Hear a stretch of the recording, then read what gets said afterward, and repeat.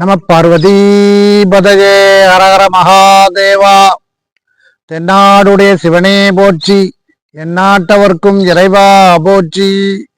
மாணிக்கவாசகர் பெருமான் அருளிய திருவம்பாவையிலே பாசம் பரஞ்சோதி என்று தொடங்குகின்ற இரண்டாவது பாடல்.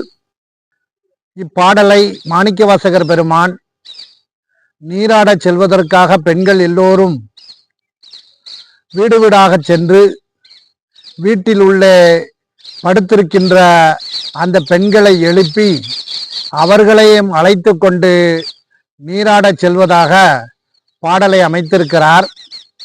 இப்பாடலிலே ஒரு வீட்டின் கதவை வெளியே இருக்கின்ற ஒரு பெண் கதவை தட்டி அவளை எழுப்பி, சிறந்த அணிகலன்களை அணிந்துள்ள பெண்ணே, இரவும் பகலும் நாம் பேசும்போதெல்லாம் யாவும் கடந்து நிற்கின்ற ஒளி வடிவாக இருக்கின்ற அந்த இறைவனுக்குத்தான் என் அன்பு என்று எங்களிடம் சொல்லுவாயே. ஆனால் இப்போது அந்த அன்பையெல்லாம் நீ படுத்திருக்கின்ற மலர் படுக்கையிலே அந்த அன்பை வைத்து விட்டாயா? படுக்கையிலிருந்து நீ இன்னும் எழுந்திருக்கவில்லையே என்று வெளியே இருக்கின்ற பெண்ணானவள் உள்ளே இருக்கின்ற பெண்ணை பார்த்து சொல்கிறாள். உடனே உள்ளே படுத்து கொண்டிருந்த பெண்ணுக்கு சட்டென்று கோபம் வந்து விடுகிறது.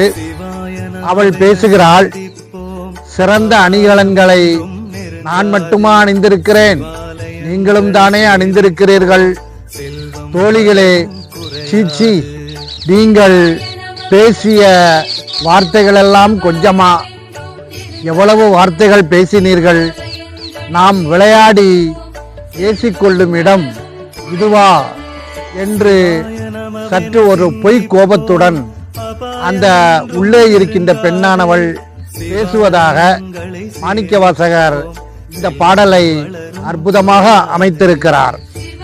அதாவது எம்பெருமான் சிவபெருமான் நெருப்பு பிழம்பை போல ஒளி வடிவாக இருப்பவன் என்ற ஒரு சித்தாந்த கருத்துக்களை அதிலே சொல்லி இருக்கிறார்.